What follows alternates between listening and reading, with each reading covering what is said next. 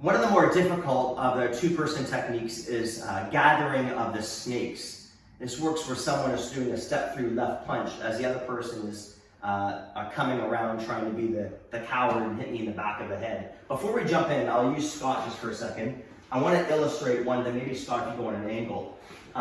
The first part of gathering of the snakes before I use both attackers is really circling destruction. So if you watch that, I just put my left arm behind my back. My right is simply parrying, and I'm doing it, but I want the elbow on my face. So I gotta follow a rule, never pass up a body joint without checking. So I go wrist, elbow, body. You watch that again. And then one of the common mistakes is having your left foot move back. It's not that, it's not reversing mace, although it's related to reversing mace, and five swords for that matter. But the idea is I want to get this back. I can also break the arm and then come back to a back knuckle. You notice that what I did there, I went right, left, and I can just finish the fight that way. But here's the thing. The more I do breaks and manipulations, the other person's coming from behind, and while I'm doing all this stuff and inflicting pain, I get hit in the back of the head. So for this one, we'll forego any breaks, and I'll put them both together.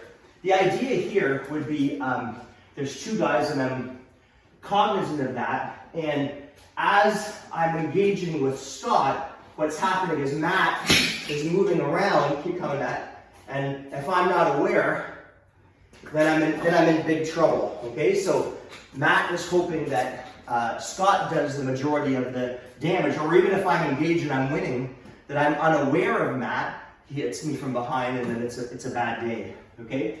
So what I'm gonna do on this one, if we go really slow, is I get this strike, the palm hits, wham, chop. Right away I use them as a shield. So you can see where I am. I'm in a twist stance, and I have them close. Now I gotta be careful with the back headbutt here, boom. So I wanna have my head down, I'm lifting it for talking purposes. I side kick the back of his knee and shove it into this attacker. As Matt comes in, a roundhouse kick, by the way, I didn't do this to him, but I'll probably break his ankle en route. A roundhouse kick, and I step, I back knuckle twice. If I do this textbook, I go rising back knuckle, spinning back, boom, and I front kick to him, and I move away this direction. Do it textbook first, and I'll throw some extra stuff in a second. Okay, so maybe back up a little, guys, for room. Okay, so I'm like this, I'm aware of both. Scott throws the punch, one, and two, and three, grab a little bit. By the way, if Matt isn't already on the way in, I might just go and stare at Matt. He goes unconscious. That was a rear naked choke, right? I'm using him as a shield. He's unconscious, and I'm in a one-on-one fight. But to stick to the technique, I do the opening, one, two, and three, grab. I side kick, wham, shove. As Matt comes in, I kick, cross in front, wham, double strike, back knuckle, back, boom, front kick, move away.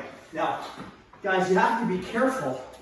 Everybody loves this because of the motion, but if you've ever hit anything with that underneath the chin, that's a great way to break your hand. So I might modify that into an uppercut, like parting wings extension for safety of my hand. So if we watch this again, Scott comes in, 1, 2, 3, grab. I got the control, kick, up, shove, roundhouse, cross in front, straight. Watch the uppercut, bam, there we go. Kick, deep. I'm out, and we got it. That's gathering of the snakes.